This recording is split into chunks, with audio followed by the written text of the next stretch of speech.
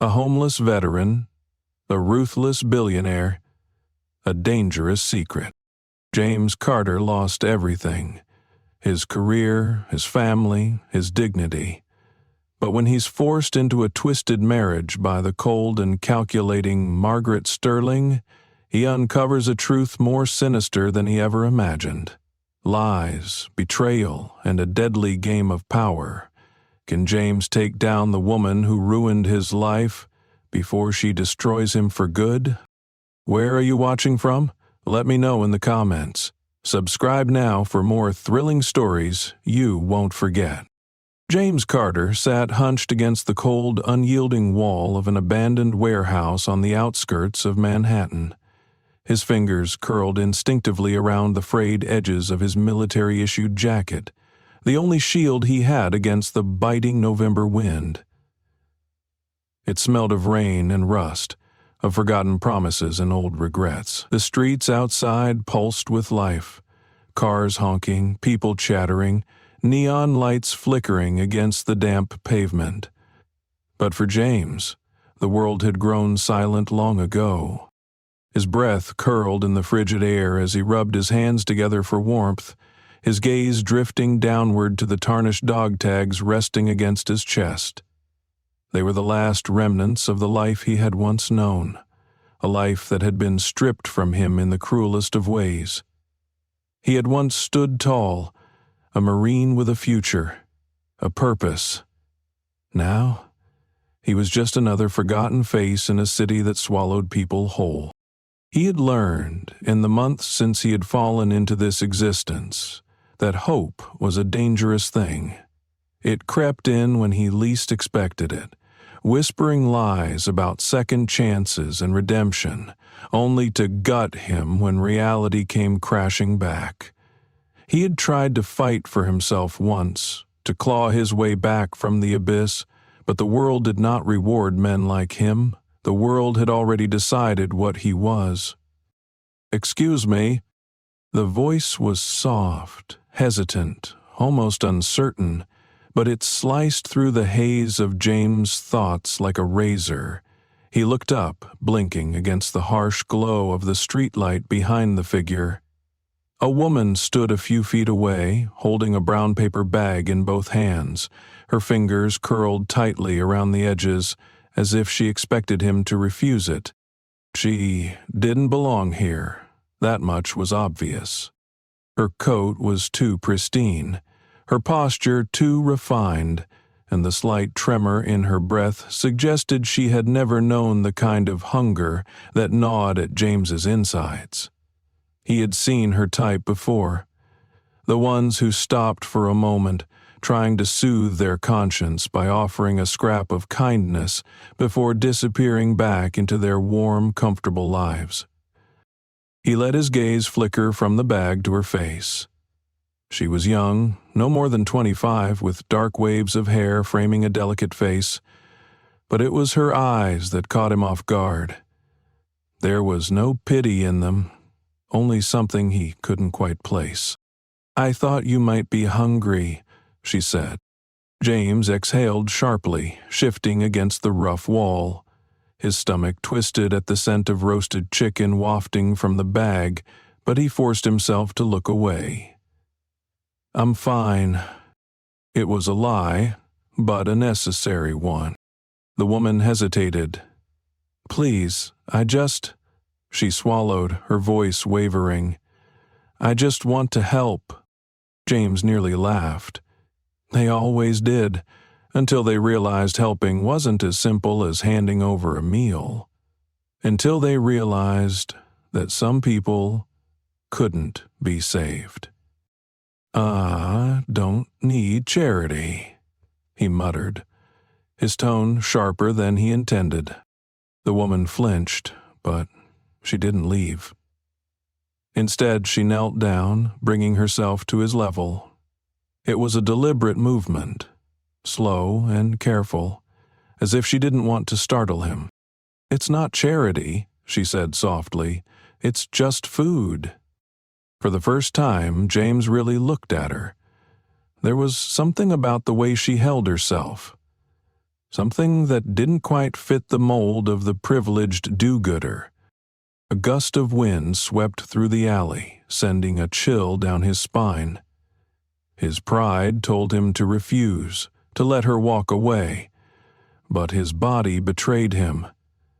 His fingers twitched, and before he could stop himself, he reached out, brushing against her hand as he took the bag. "Thanks," he muttered, looking away. The woman smiled, but it was faint, almost sad. "I'm Emily." James didn't respond. He opened the bag instead, his fingers closing around the warm sandwich inside. He took a bite, the taste unfamiliar after months of stale bread and cold canned food. Emily lingered, watching him. "What's your name?" she asked. He chewed, swallowed, then said. Before she could say more, a sharp voice cut through the air. "Emily." James froze. Across the street, a tall woman in an expensive coat stood with her arms crossed, her heels clicking ominously against the pavement as she approached. Her presence alone was enough to command attention. There was an air of authority about her. "Let's go," the woman said, grabbing Emily's arm. Emily resisted, glancing back at James. "Wait." "Now," the woman snapped, her tone leaving no room for argument. James watched as Emily shot him an apologetic look before being dragged away, disappearing around the corner. He didn't know why her leaving affected him. It wasn't like she was any different from the others. Just another stranger who would forget about him the moment she was gone. And yet, something about her lingered, like the scent of her perfume in the cold night air. James finished the sandwich, tucking the empty bag into his coat before leaning back against the wall. His dog tags felt heavier now. Emily sat in the back seat of the sleek black car, her stepmother's grip still firm on her wrist. "What were you thinking, Emily?" Margaret Sterling hissed. "Do you have any idea how dangerous people like that are?" Emily turned her gaze to the window, watching as the city blurred past. "He wasn't dangerous." Margaret scoffed. "He's a bum." She said it like it was a slur, like it was something vile and contagious. "And you're lucky he didn't rob you." Emily clenched her fists. She didn't argue because she knew it was pointless. Margaret had never seen people like James as anything more than background noise, an unfortunate stain on the otherwise perfect world she had constructed for herself. But Emily had seen something different. She had seen a man. Margaret exhaled, pinching the bridge of her nose. "This is exactly why I need to teach you a lesson."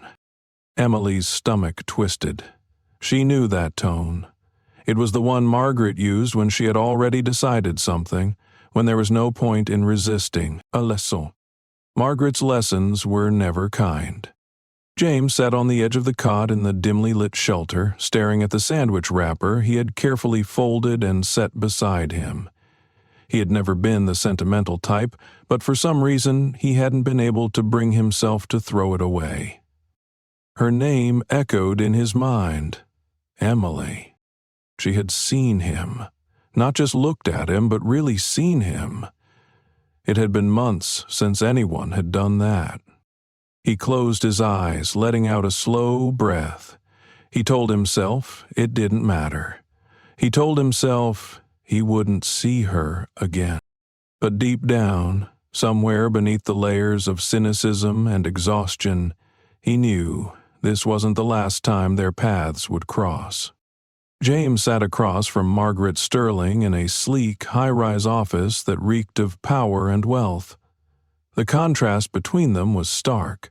Her perfectly tailored suit, her calculating gaze, the manicured nails that tapped impatiently against the polished mahogany desk. James, in his worn-out military jacket and faded jeans, felt like a stain against the pristine backdrop of her world. And that was exactly how she wanted him to feel. She studied him like a scientist examining a specimen under a microscope, her lips curling into something that wasn't quite a smile. "Let's get straight to the point, Mr. Carter," she said. "I need you to marry my stepdaughter." James blinked. He had expected something shady, some kind of errand or illegal favor, maybe even an offer for muscle work. But this? "That's not funny," he said, pushing back in his chair. Margaret's expression didn't change. "I'm not joking." He let out a short, humorless laugh. "You want me, a homeless veteran, to marry your stepdaughter?" "Yes," she said smoothly, as if this was an entirely rational proposal. James shook his head, glancing toward the door, wondering if this was some elaborate prank. "I don't know what kind of game you're playing, lady, but I'm not interested." Margaret didn't flinch. "It's not a game," she said, reaching into a drawer and pulling out a manila envelope. She slid it across the desk. "Open it." James hesitated before pulling it toward him. Inside was cash, stacks of it, more money than he had seen in years, and a key. 5,000 now, she said coolly, watching his reaction. "Another 10 once the marriage is finalized. That key opens the door to an apartment in my name. It's yours for a year. No strings attached. Except for the obvious." James stared at the money. His mind warred against itself. Hunger gnawed at his ribs. His body ached from nights spent on concrete and park benches. He had spent months barely surviving, and here was a lifeline dangling in front of him. But this deal? It stank. "Why me?" he asked, his voice low. Margaret's eyes darkened just for a second. "Because you're desperate enough to take it." The words landed like a punch, but he said nothing, because she was right. James exhaled, rubbing his temples. "And what does Emily think about this?" Margaret's smirk returned. "Emily doesn't get a say." That made something in James's chest tighten, but he didn't dwell on it. He didn't know Emily, and she certainly didn't owe him anything. "And why do you want this?" he pressed. Margaret sighed, like a teacher dealing with an unruly student. "My stepdaughter has ideas, naive ones. She thinks she can help people." Her voice dripped with disdain. "She's willing to throw away her future for a fantasy. I need to show her how foolish she's being." James clenched his jaw. "And you think forcing her into a marriage with me will do that?" "I think you will." There was something cold in the way she said it, something that made his stomach churn. James knew what she saw when she looked at him. A man who had nothing, who had lost everything. A man who, in her eyes, could never be more than a cautionary tale. He should have walked out. But that money, that apartment. Margaret saw the hesitation in his eyes and leaned forward slightly.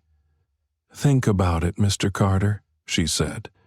"You can spend another winter on the streets, or you can take this opportunity." James looked down at the envelope again. $5,000. A roof over his head. A chance to claw his way out of the pit he had been sinking into for so long. His fists tightened. Against his better judgment, he reached for the money. Margaret's smile widened. "I knew you'd see reason." Emily's scream of protest echoed through the grand halls of the Sterling estate. "You can't be serious," she shouted, her hands balled into fists. Margaret sat across from her, perfectly composed, swirling a glass of red wine like she was merely discussing dinner plans. "Oh, but I am." Emily was pacing now, her breath coming fast. "You expect me to marry a complete stranger?" Margaret's lips curved slightly. "You've always wanted to help the unfortunate, dear. Consider this your greatest charity project."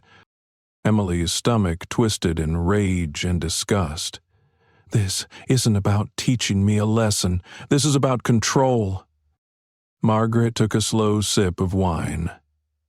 "Call it whatever you like. The arrangements have already been made." Emily felt trapped, like a bird in a gilded cage with no way out. She had spent her entire life under Margaret's thumb, but this was a new level of cruelty. She needed to fight back. "Fine," Emily spat. "I'll marry him." Margaret's brows lifted, surprised at her quick surrender. "But when this blows up in your face," Emily continued, her voice sharp, "don't expect me to come crawling back." Margaret merely smiled, like a cat watching a mouse struggle. "We'll see." The wedding was a cold, clinical affair. No guests, no celebration. Just a sterile courthouse with a bored judge stamping their marriage certificate like it was just another meaningless piece of paper. Emily refused to look at James as she signed her name. James, dressed in an ill-fitting suit that Margaret had provided, stood beside her in silence. He had expected Emily to be a spoiled, whimpering rich girl, but when he glanced at her, he saw something else. Fire. Fury. She wasn't a puppet in this. She was a prisoner. As soon as the ceremony ended, she turned to him and hissed, "This changes nothing. We don't speak. We don't interact. Just stay out of my way." James clenched his jaw, gripping the key Margaret had given him. "Works for me, princess." Emily's glare could have burned through steel. And just like that, they became husband and wife. The first few days in the apartment were unbearable. Emily treated James like he was invisible. She barely spoke to him, except when necessary, and made it clear she wanted nothing to do with him. James, in turn, did his best to ignore her. He spent most of his time outside, walking the city, trying to figure out what the hell he had gotten himself into. But the longer he stayed, the more he realized something unsettling. Margaret wasn't just controlling Emily. She was monitoring her. There were cameras in the apartment, subtle but present, phone calls that ended abruptly when Emily walked into the room, business associates who spoke to her like she was a commodity, not a person. James knew what it was like to be caged. He knew the feeling of having choices stripped away, and despite everything, despite how much she hated him, he started to feel sorry for her. One night, Emily came home late, looking exhausted. She barely made it to the couch before collapsing. James hesitated before speaking. "You okay?" Emily glared at him. "Don't pretend you care." James exhaled, running a hand through his hair. "I don't. But whatever's going on, you don't deserve this." Emily's eyes flickered, like she wanted to believe him but couldn't afford to. Instead, she stood up, straightening her posture, masking her exhaustion. "Just stay out of my way." James watched her walk to her room, closing the door behind her. Something was wrong, and for the first time since this whole mess began, he found himself wanting to figure out what it was. James had never been one to poke around in other people's business. Life had taught him that curiosity often led to trouble, and trouble was something he had enough of.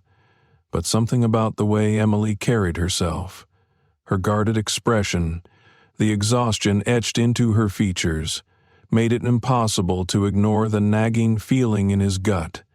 She wasn't just unhappy about their forced marriage. She was trapped, in ways he didn't fully understand yet. And Margaret? Margaret was watching everything. James had always prided himself on his instincts, and those instincts were screaming at him now. He noticed the cameras in the corners of the apartment, subtly hidden but present. He wasn't sure if Emily had seen them, but he wasn't about to ask. Not yet.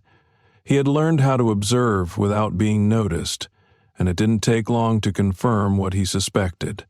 Margaret had eyes on them at all times.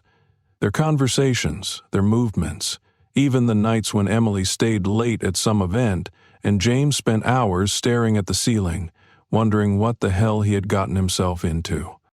But there was something else, a presence that lingered in the shadows of their lives. James had caught glimpses of men in suits loitering around the building, cars that seemed to pass by a little too often. It wasn't paranoia, it was surveillance. Margaret was keeping tabs on them, but why? What did she gain from this?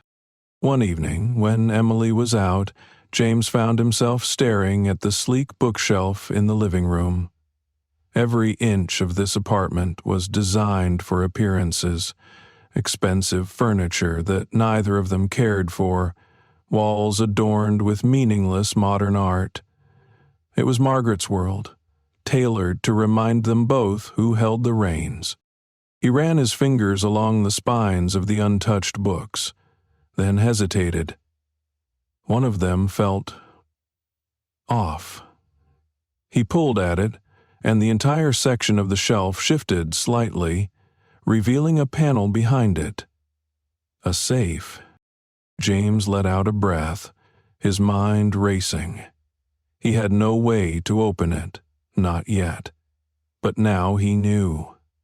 Margaret was hiding something here, in their apartment, and if it was important enough to lock away, it was something he needed to see. The next morning, Emily sat across from him at the kitchen table, stirring a cup of coffee she clearly had no intention of drinking. Her hair was pulled back in a messy bun, her blazer draped over the chair beside her. She looked exhausted. "Late night?" James asked, his voice casual. She glanced at him, then back at her coffee. "Work event," she muttered. "Work, right." Margaret kept her busy, shuffling her from one charity event to another, making sure she played the role of the perfect socialite. James could see the weight of it pressing down on her. He leaned back in his chair. "You ever wonder why she keeps you on such a short leash?" Emily stiffened.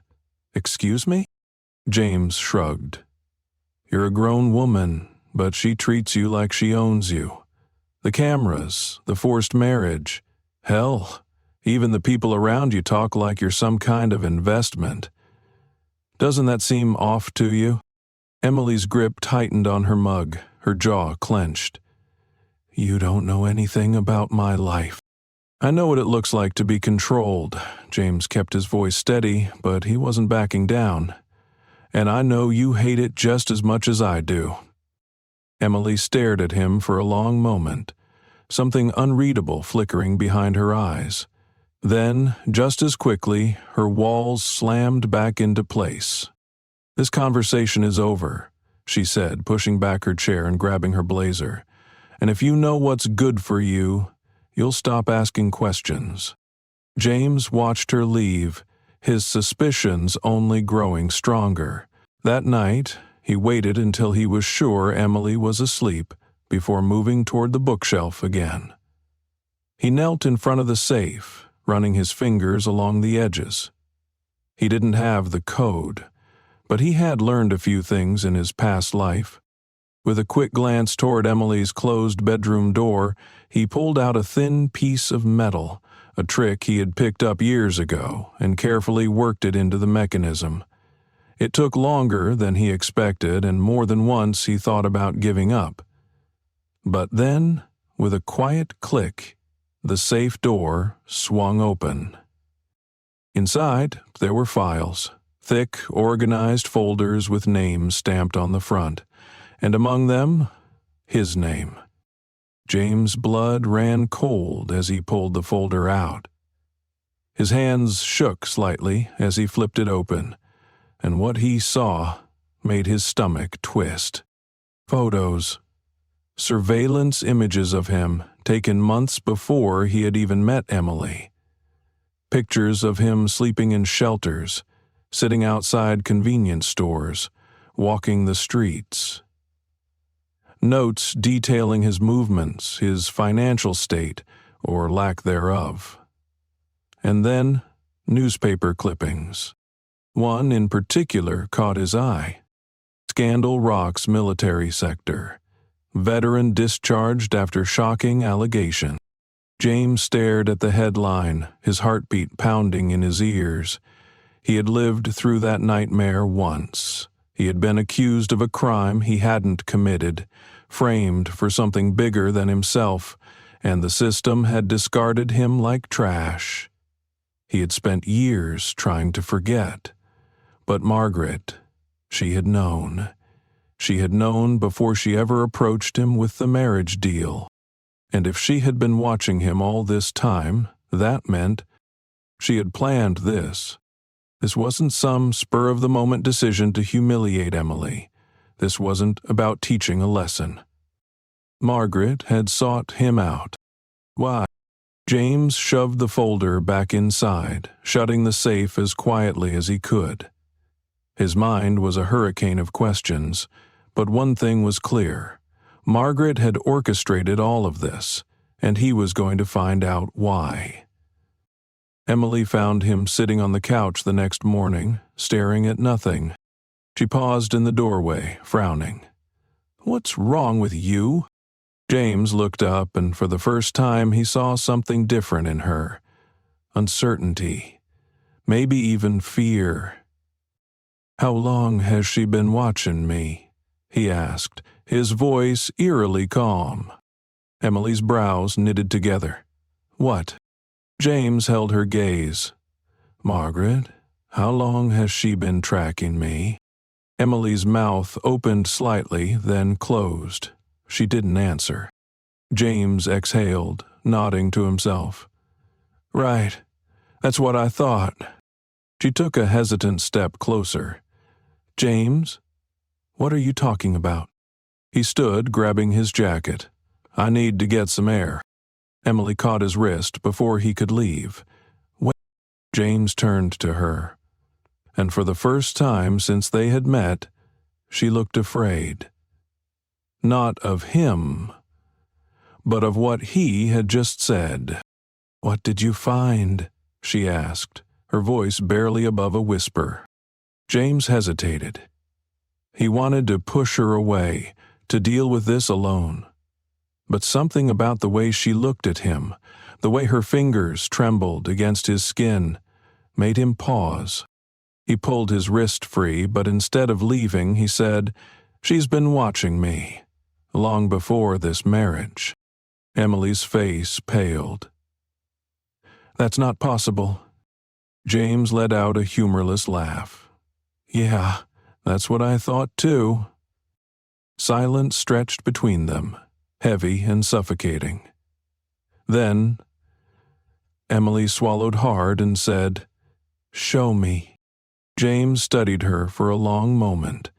Then, with a slow nod, he turned and led her back toward the bookshelf. He wasn't sure where this road was leading, but he knew one thing for certain. Whatever game Margaret was playing, he was done being a pawn. James placed the folder onto the coffee table between them, the weight of its contents pressing down on the silence. Emily stared at it like it might bite her. She hesitated before reaching out, her fingers brushing against the edges of the pages as she opened it. At first, her eyes skimmed over the surveillance photos, the reports detailing James' movements, the financial records confirming that he had been deliberately chosen. Then, her breath hitched when she reached the newspaper clipping. The one with his name and the headline that had ended his life as he knew it. She lifted her gaze to meet his, and for the first time, James saw genuine fear in her expression. This doesn't make sense," she whispered. James leaned forward, resting his forearms on his knees. "It makes perfect sense," he said. "Your stepmother set this up. She found me, singled me out, and made damn sure I ended up in this marriage. This was never about teaching you a lesson, Emily. This was personal." Emily shook her head, but her fingers clenched tighter around the papers. "No," she said, her voice shaky.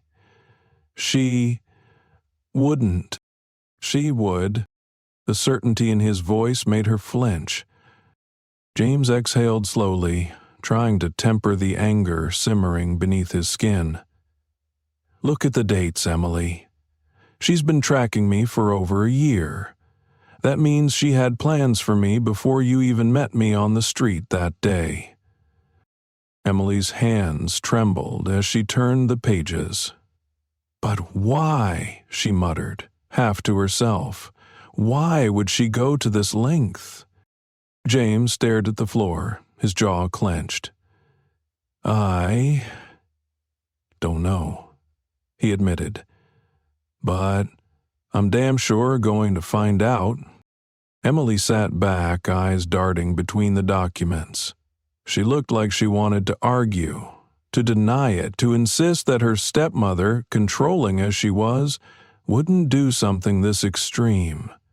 But the proof was staring her in the face, and she had no choice but to see it. James watched as emotions flickered across her face. Disbelief, fear, anger, then, finally, resolve. "What do we do?" she asked, her voice quieter now. The shift in her tone caught him off guard. "We?" Emily inhaled sharply, her fingers gripping the pages like they were the only thing keeping her grounded. "If she's been lying about this," she said, her voice stronger, "then what else has she been lying about?" James studied her carefully. He could see the walls she had spent years building around herself starting to crack. He nodded. "Then I guess it's time to start digging." The first thing they needed was more evidence. The surveillance files were proof that Margaret had targeted James, but they weren't enough to reveal her full motive.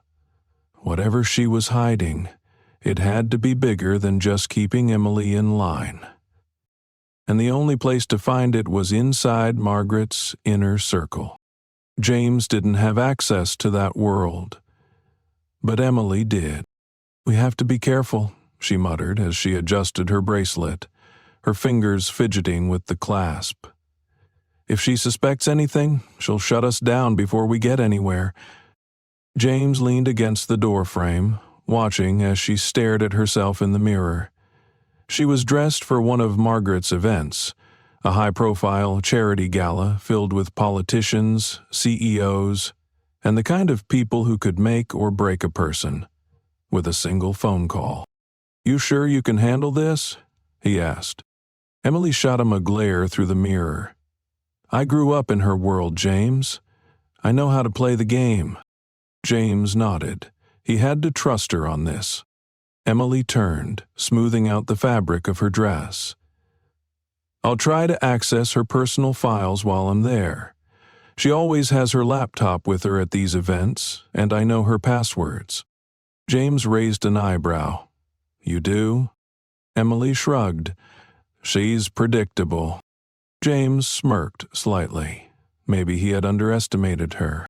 Emily moved through the gala with practiced ease, offering polite smiles and exchanging meaningless pleasantries with people she had been forced to entertain her entire life. Margaret was in her element, standing at the center of a circle of powerful men, laughing at something one of them had said. Emily knew better than to approach her directly. Instead, she slipped toward the back of the venue, past waiters carrying trays of champagne, until she reached the private lounge where Margaret often retreated when she needed a break from the spotlight. The moment she stepped inside, she spotted the laptop on the glass coffee table. She quickly shut the door behind her, her pulse pounding as she pulled out a small flash drive James had given her. She moved swiftly, plugging it in and searching through the files. And that was when she saw it. The name Carter. Emily's breath caught in her throat as she clicked on the folder. Inside were documents, old reports dating back nearly 15 years. She scanned through them, her hands trembling as she realized what she was looking at. It wasn't just about James. It was about his family. Her stomach twisted as she pieced it together. Margaret had orchestrated the downfall of James's parents. A corporate scandal, a fraudulent eviction, a legal maneuver that had left them destitute. Margaret hadn't just chosen James randomly. She had ruined his family. Emily barely had time to react before the door swung open. Margaret stood in the doorway, her gaze sharp as a knife. "What?" she said, voice cold. "Do you think you're doing?" Emily's pulse thundered in her ears. She was caught. James paced the apartment, checking his phone for the 100th time. Emily was supposed to text him when she got out of the gala, but there was nothing. His gut told him something was wrong. He grabbed his jacket and headed for the door. He wasn't going to wait. Emily sat across from Margaret in the back seat of the black car as it rolled through the darkened streets of Manhattan.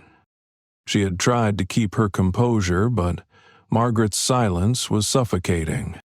Finally, her stepmother spoke. "You disappoint me, Emily." Emily swallowed hard. "You lied to me," she said, forcing steel into her voice. Margaret's lips curved into a humorless smile. "Oh, my dear," she said softly, "I never lied. I simply didn't tell you everything."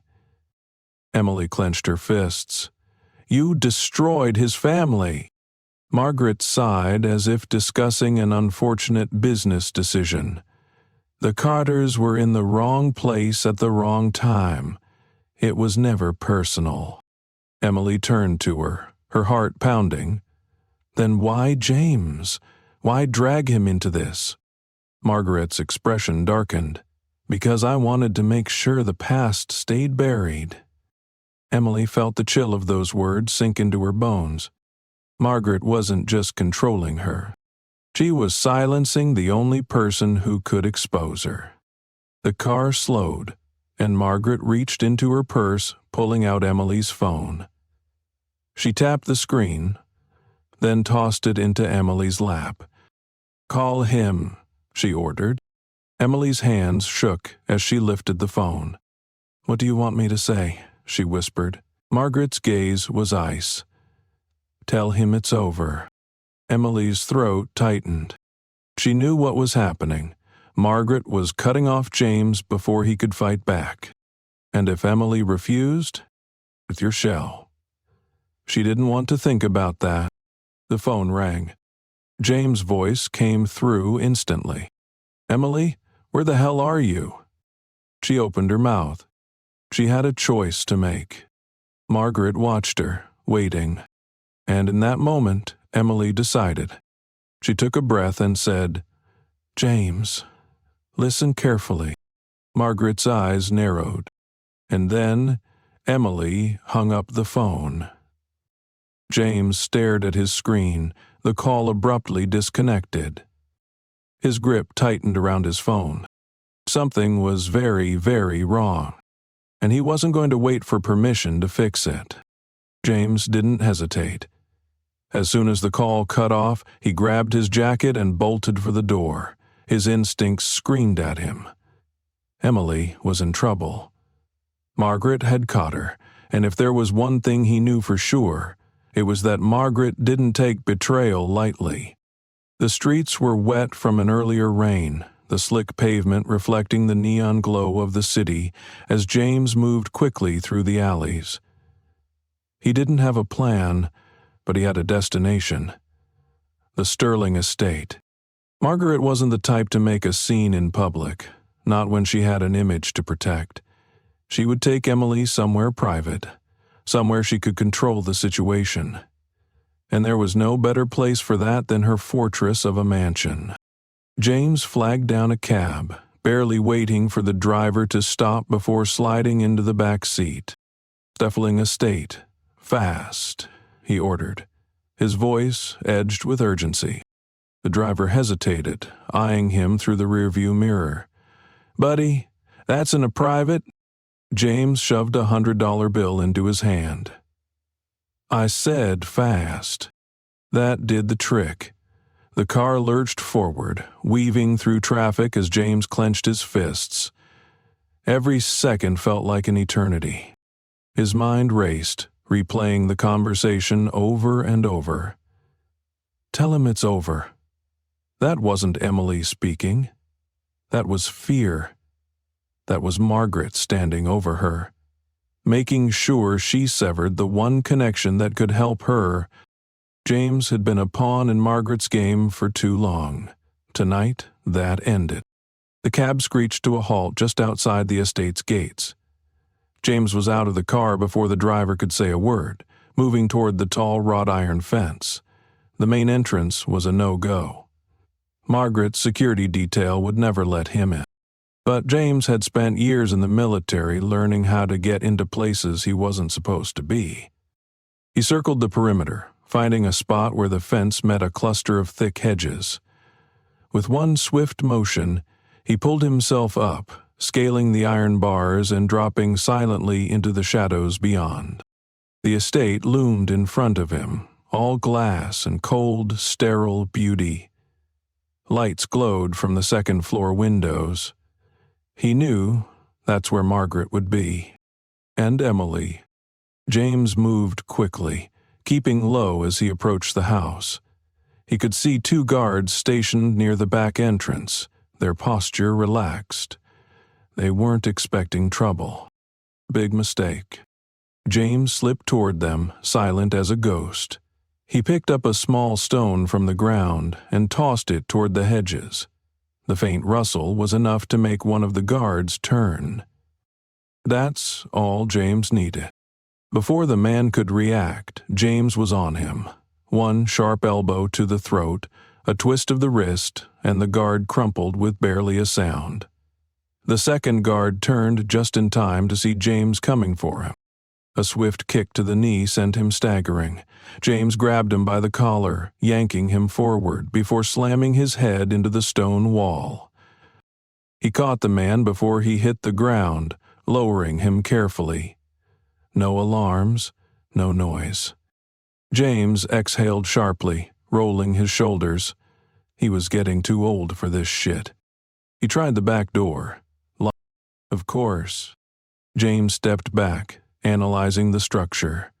The house was built like a fortress, but every fortress had weaknesses. His eyes flickered to the second-floor balcony. That would do.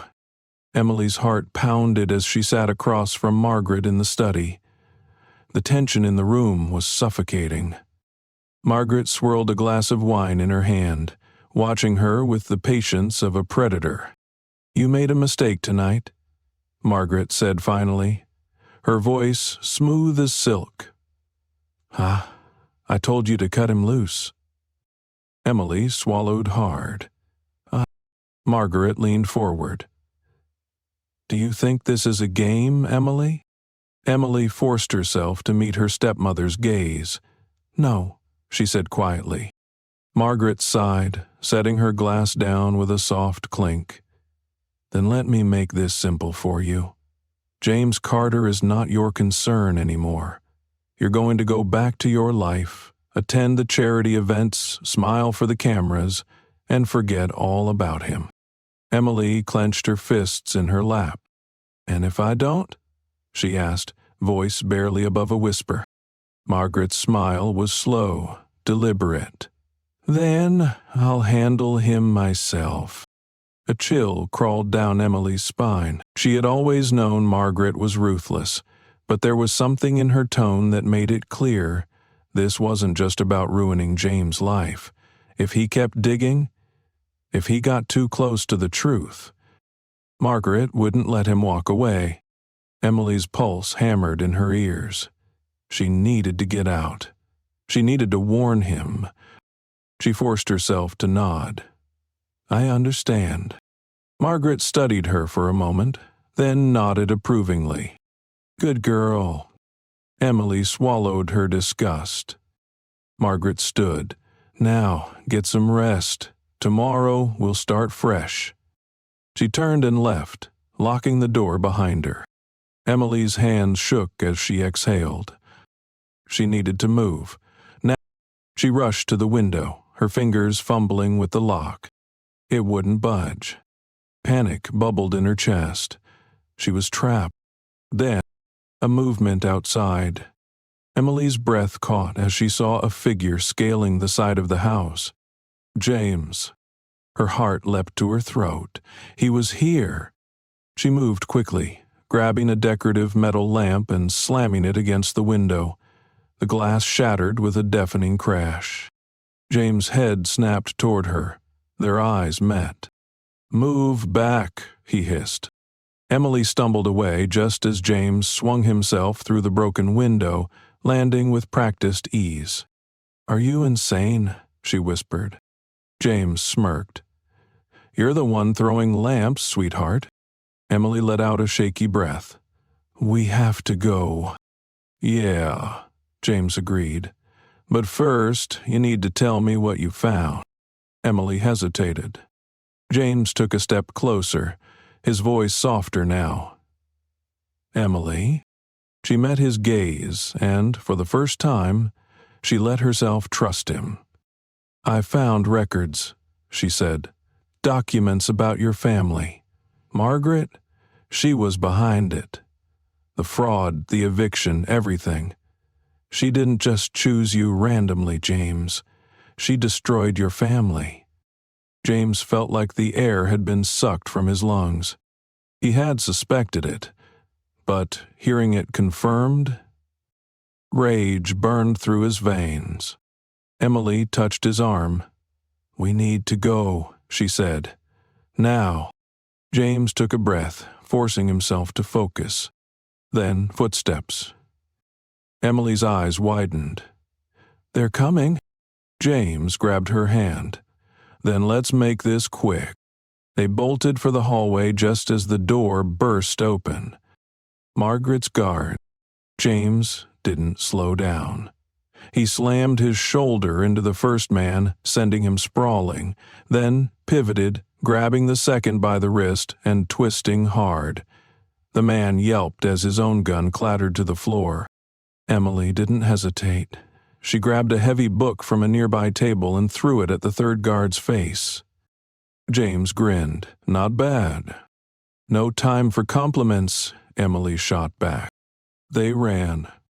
Down the hall. Down the stairs. Alarms blared now. Margaret wasn't playing anymore. James yanked open the front door just as headlights flared in the driveway. A black SUV screeched to a stop. Emily's breath hitched.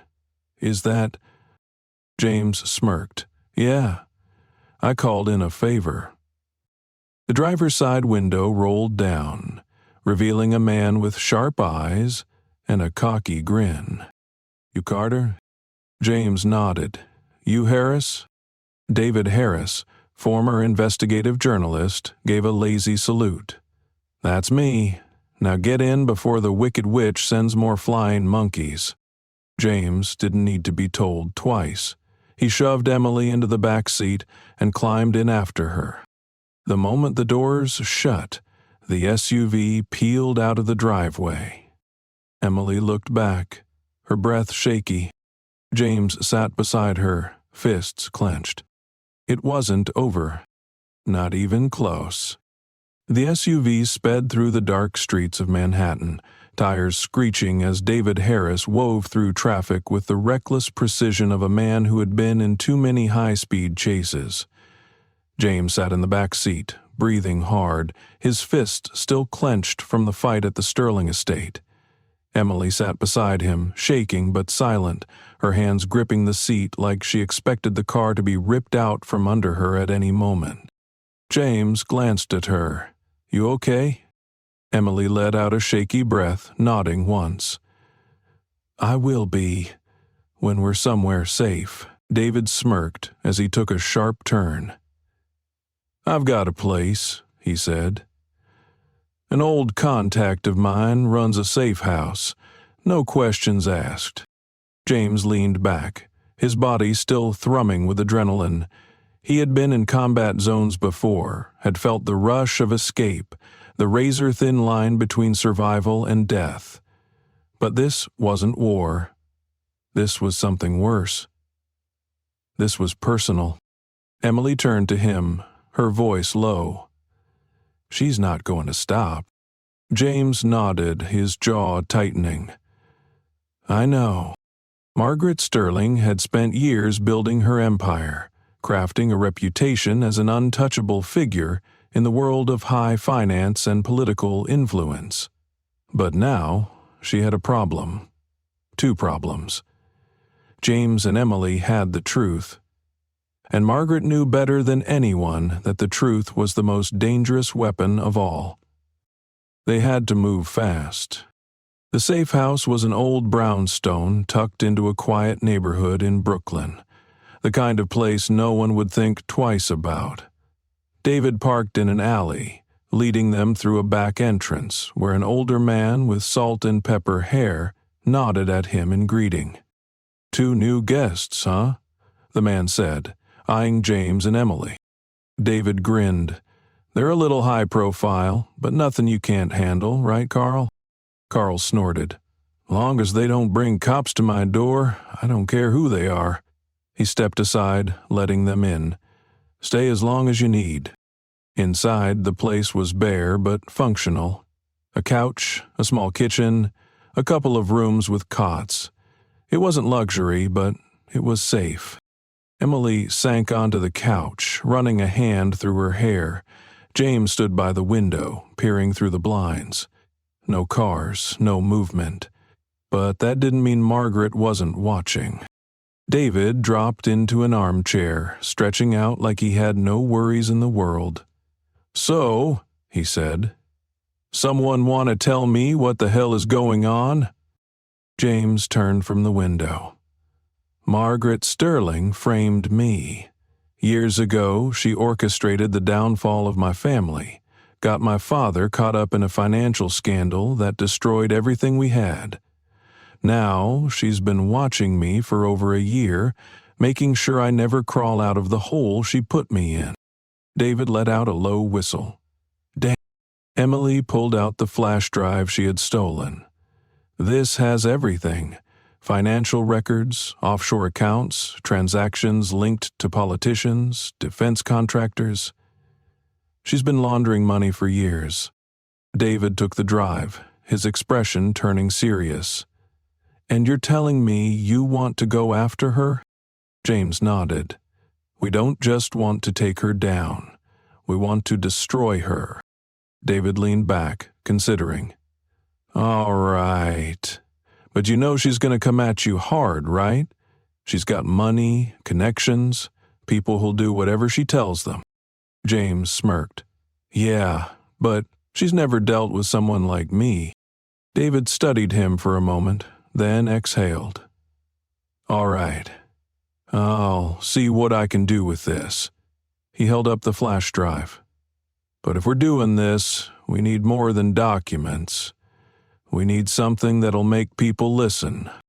Emily sat forward. "Like what?" David's grin was sharp. "We need a confession." Margaret Sterling sat in her penthouse office, the city lights casting a golden glow across her desk. She swirled the glass of wine in her hand, her mind racing through contingencies, solutions. Emily had turned against her. That was unfortunate, but not unsalvageable. She pressed a button on her phone. A moment later, the door opened and a tall man in a tailored suit entered. "Find them," Margaret said, her voice cool. "I want them handled before this becomes a problem." The man nodded. "And Carter?" Margaret's lips curled. Make him disappear? James and Emily knew they had a small window before Margaret made her next move. They needed to force her hand. The plan was simple. Get her talking. Margaret was a control freak, and people like that had one major weakness: their need to prove they were the smartest person in the room. James would give her that chance. David set up the meeting using a burner phone, sending a message that was just vague enough to pique Margaret's interest. "I have something you want. Let's talk." The response came within an hour. A location, a time. James smirked. Hook, line, and sinker. The abandoned warehouse smelled like rust and damp concrete. James stood in the center, hands in his pockets, waiting. Emily sat in the car outside, listening through an earpiece. David was parked a block away, ready to intercept if things went south. Margaret arrived exactly on time. She stepped out of a sleek black car, her heels clicking against the cracked pavement. 2 guards flanked her, but James had expected that. She stopped a few feet away, her expression unreadable. "You're either very brave or very stupid," she said. James smiled. "Maybe a little of both." Margaret tilted her head. "What do you want?" James pulled a small recorder from his pocket, holding it up. "The truth." Margaret chuckled. "You think I'm just going to give it to you?" James took a step closer. "I think you love hearing yourself talk, and I think you want to remind me just how powerful you are. So go ahead. Tell me how you ruined my family, how you framed me, how you made sure I ended up on the streets." Margaret's eyes glittered with amusement. "You're giving me far too much credit." James shrugged. "Maybe. But if you didn't do it, why are you here?" Margaret smiled. "Because I like to watch men like you lose." James met her gaze. Not this time. Margaret's expression flickered, just for a second. A flash of something he had never seen before. Doubt. James smirked. "We have your records, your transactions, the money you've been moving around. It's over, Margaret." Margaret's lips pressed into a thin line. "You really think some documents will bring me down?" James shook his head. "No. But your own words will." Margaret's eyes narrowed. James pressed play on the recorder. Her own voice echoed back at her. "Because I like to watch men like you lose." Margaret's face darkened. "You little..." James tossed the recorder to David, who had stepped out of the shadows. "Thanks for the confession." Margaret's guards moved, but David already had a gun aimed at them. "I wouldn't," he said, grinning. "Bad for business." Margaret's expression remained cold, but James could see it now, the cracks forming. "You can't win this," she said, her voice lower now. James stepped closer. "I already have." Margaret held his gaze for a long moment. Then, slowly, she smiled. "This isn't over," she said. James smirked. "Oh, I know." She turned, walking back to her car, her guards following. James let out a breath as David clapped a hand on his shoulder. "Well, that was fun." Emily's voice came through the earpiece. "You think she'll run?" James shook his head. "No. She's too proud. She'll fight." David grinned. "Good. I love a good war." James watched as Margaret's car disappeared into the night. This was far from over. But for the first time in a long time, he wasn't the one running. Margaret Sterling was. James sat in the dimly lit safe house, the glow of a laptop screen casting shadows across his face. His fingers drummed against the wooden table as David uploaded the recorded confession. The file was small, but it carried enough weight to destroy Margaret Sterling's empire. Emily paced the length of the room, her arms crossed tightly over her chest. She had barely spoken since they left the warehouse. James knew why. Seeing Margaret rattled had given them an upper hand, but it had also escalated the war. "She's going to retaliate," Emily said, breaking the silence. James nodded. "I know." David leaned back in his chair, stretching his arms. "She won't just go after you two. She'll try to bury this before it reaches the press. Probably send her lawyers out first. Maybe even try to pay off the right people." He glanced at James. "If that doesn't work, she'll go for something more permanent." Emily swallowed hard. "You think she'd—" "Yes," James said before she could finish. "She's already tried." David exhaled sharply. "Then we have to move fast." He turned the laptop toward James. "The recording is encrypted and set to auto-commit to multiple news outlets in case something happens to us. But we still need a kill shot, something the public can't ignore." James frowned. "The files we got from her computer aren't enough?" David shook his head. "They'll cause a scandal, sure, but rich people survive scandals. They pay fines, make settlements, and keep moving." He leaned in. "If we really want to take her down, we need something that gets her arrested." Emily sank into a chair, rubbing her temples. "What are we missing?" David tapped the laptop screen. "Margaret's involved in some serious financial crimes. Money laundering, offshore accounts, political bribes. But she's careful. The paper trails are convoluted. What we need is undeniable proof that she personally ordered something illegal. Something big." James' mind churned. Margaret's entire empire was built on secrets and leverage. If they were going to find something explosive, it would be in the place she considered safest. Her home. He looked at Emily. "The estate. There has to be more in her office." Emily hesitated. "She'll have security." "I'll handle it," James said. David snorted.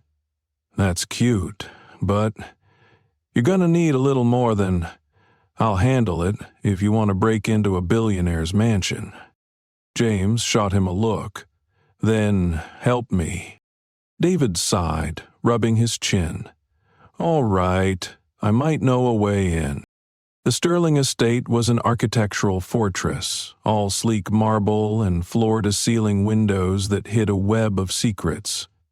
Security cameras dotted the perimeter, and armed guards patrolled the grounds in predictable rotations. James crouched behind the thick hedge line, scanning the back entrance. He had memorized the security patterns from his last visit, mapping out the blind spots. Emily knelt beside him, her breathing steady but her hands tense against her thighs. "I still think this is insane." James smirked. "It is." David's voice crackled through their earpieces. "All right, lovebirds. I've got eyes on the camera feeds. You've got a 6-minute window before the next patrol. Move." James gave Emily a nod before they slipped through the shadows, reaching the side entrance.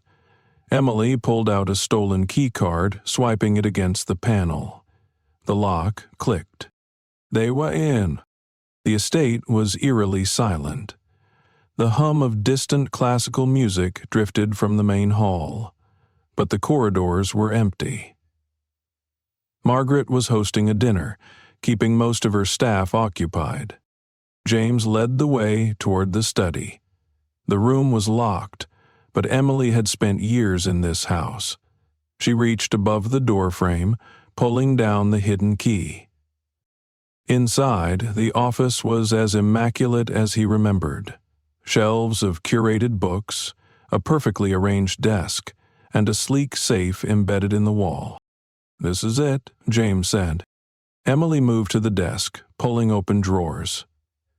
"I'll look through these. You crack the safe."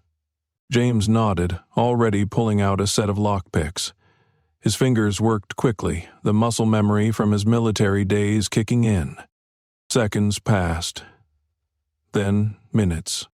Emily rifled through documents, her breath quickening. "James." He glanced up.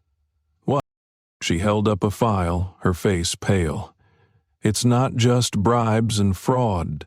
She's been financing something dangerous." James stood, taking the folder from her hands. His stomach dropped as he scanned the papers. Weapons contracts. Off-the-books military funding. Payments to untraceable accounts linked to overseas mercenaries. Emily's voice shook. "She's been funding Black Ops." James clenched his jaw. "That's treason." The realization hit hard. Margaret wasn't just laundering money, she was selling power. This was the kill shot. But before James could say anything else, a voice cut through the silence. Well, I wondered how long it would take you to find that." James turned. Margaret stood in the doorway, flanked by 2 guards. Emily stiffened. James's body tensed, instinct screaming at him to move, but the guards already had their guns drawn. Margaret stepped forward, her heels clicking against the floor. She looked almost amused. "I have to say, I'm impressed," she said, folding her arms. "Breaking in, stealing my files? You certainly have ambition." James didn't answer. His mind raced, searching for a way out. Margaret sighed dramatically. "Unfortunately for you, I don't tolerate thieves." She gestured to her guards. "Kill him." Everything happened at once. Emily moved first. She grabbed the heavy glass paperweight from the desk and threw it at one of the guards. The moment of distraction was all James needed. He lunged forward, knocking the other guard's gun to the side as the first shot rang out. The bullet buried itself in the wall. James drove his elbow into the man's ribs, twisting the weapon from his grip and turning it on the second guard. 2 shots. Both men dropped. Margaret barely flinched. James leveled the gun at her. End of the line. Margaret smirked. "Oh, James, you really think this ends with me in handcuffs?" James' grip tightened. "No, I think it ends with you in a cell." Margaret's phone buzzed. She lifted it with 2 fingers, glanced at the screen, and smiled. Then she turned it around. A live video feed filled the screen. David, tied to a chair, blood dripping from his temple. James' stomach twisted. Margaret's voice was like ice. "Drop the gun."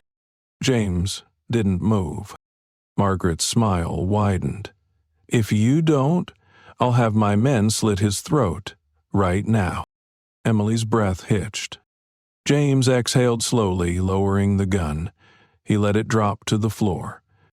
Margaret sighed. "Smart choice." She took a step forward, her eyes gleaming. "I told you," she said softly. "You can't win." James met her gaze, his heart hammering. Then, suddenly, a gunshot. Margaret staggered back, her hand flying to her shoulder. Blood bloomed against her silk blouse. Emily stood beside James, the second guard's gun shaking in her hands. Margaret's eyes went wide with shock. "You?" Emily's hands trembled, but she lifted her chin. "You don't control me anymore." James grabbed the stolen files and grabbed Emily's hand. "We have to go." Margaret clutched her bleeding shoulder, her face twisting with fury as James and Emily ran. Outside, the estate was chaos. More guards were coming. But James had what he needed. And for the first time, Margaret Sterling was out of moves. James didn't stop running until they reached the car. The black SUV David had borrowed was still parked in the shadows of a nearby alley, engine idling, the hum of the motor barely audible over the pounding of his own heart. Emily was right behind him, her breaths ragged, hands still trembling from the shot she had fired. David was in the back seat, bruised but alive, his wrists raw from the ropes they had cut minutes before. "Took you long enough," he muttered, dabbing at the dried blood on his temple. James didn't reply. He threw the stolen files into David's lap before sliding into the driver's seat. The moment Emily shut her door, he hit the gas. The tires screeched as the SUV shot forward, cutting through the darkened streets of Manhattan. The city lights blurred past them, but James's focus was locked on the rearview mirror. No headlights, no pursuit, not yet. Emily sat beside him, still gripping the gun. Her fingers were white around the handle. She hadn't spoken since she pulled the trigger. James reached over, prying the weapon from her grasp before placing it safely in the center console. "You did good," he said. Emily exhaled shakily. "I shot her." James nodded. "Yeah, and you saved us." Emily looked down at her hands, her expression unreadable. David flipped through the stolen files in the back seat. "Jesus," he muttered, his eyes scanning the pages. She wasn't just laundering money. She was running an entire shadow operation. Weapons, political bribes, off-the-books black ops funding. This is enough to bring down half of Washington. "No doubt," said Tom. James kept his eyes on the road. "Then let's make sure it does." David shook his head in disbelief. "You realize she's not done, right? She's got too many connections to go down without a fight." He tapped a finger against the files. "This is good, but we need it to go public before she finds a way to bury it." Emily sat up straighter. "Then we leak it." James glanced at her. "You sure?" Emily's jaw tightened. "This ends now." David nodded, already pulling out his phone. "I know a few people who would love to get their hands on this." James didn't say anything, but a quiet sense of finality settled over him. This was it. No more running, no more hiding. They were about to detonate a bomb that would shake Margaret's empire to its core. They just had to survive long enough to watch it burn. Margaret Sterling sat in the back of a private car, her shoulder bandaged, blood staining the silk of her dress. The pain was a dull, throbbing thing, but she barely noticed it. Her mind was elsewhere. She had underestimated them. That mistake wouldn't happen again. Her phone buzzed. She glanced at the screen, her lips pressing into a thin line. The files had leaked. It was already spreading. News outlets, social media, investigative reporters picking apart the decades of corruption that had built her empire. The calls were coming in, urgent and panicked. Margaret ignored them. She tapped her nails against the leather seat, her expression unreadable. Then, slowly, she smiled. This wasn't over. Not yet. The fallout was immediate. News stations ran the story for days. Margaret Sterling exposed in corruption scandal.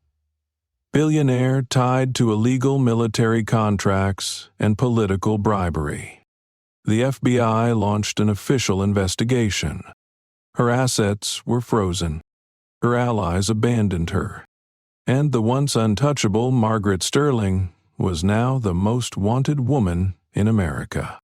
James watched it unfold from the safety of a rented motel room, flipping between channels as news anchors dissected every detail. He sipped his coffee, barely tasting it. Emily sat on the edge of the bed, legs curled beneath her, eyes locked on the screen. "They're going to arrest her," she murmured. James nodded. "Yeah." Emily looked at him. "But that's not enough, is it?" James exhaled, setting his cup down. "Not for what she did." Emily hesitated. "Then, what happens now?" James met her gaze. Now, they rebuilt. Now they stopped running. Now they started over. Months later, James stood at the edge of a construction site. The air smelled of sawdust and freshly poured concrete. The foundation of the new shelter was already taking shape, wooden frames rising from the dirt. It wasn't much, yet, but it was a start. Emily walked up beside him, slipping her hands into the pockets of her coat. "It looks real," she said. James smirked. "It is real." She nudged him with her shoulder. "You know, when I first met you, you were kind of an asshole." James chuckled. "And now?" Emily tilted her head. "Still kind of an asshole." James grinned. "Fair." She looked back at the site, watching as workers moved across the beams, voices overlapping in the crisp morning air. "You did it," she said softly. James shook his head. "We did it." Emily smiled. For the first time in years, James felt something settle in his chest. Peace. Margaret Sterling was gone. Her empire had crumbled, and James Carter had finally won. Thank you for staying until the very end of this story. Your time and attention mean everything, and I truly appreciate you being here to witness this journey unfold. This story isn't just about revenge or taking down the powerful. It's about resilience. It's about standing up when the world has tried to break you, about fighting for truth even when the odds are stacked against you. James Carter was a man society abandoned, a man who had every reason to give up, but he didn't. He found strength in the struggle, purpose in the fight, and in the end he proved that even the most powerful can fall when justice is on your side. It's a reminder that no matter where you come from, no matter how impossible things may seem, your story isn't over. There's always a way forward. There's always a reason to keep going. Where are you watching from? Let me know in the comments. I'd love to hear from you. And if you enjoyed this story, make sure to subscribe to the channel so you never miss another powerful story like this one. More thrilling, emotional, and thought-provoking stories are coming soon. Thank you again, and until next time, stay strong, stay hopeful, and never stop fighting for what's right.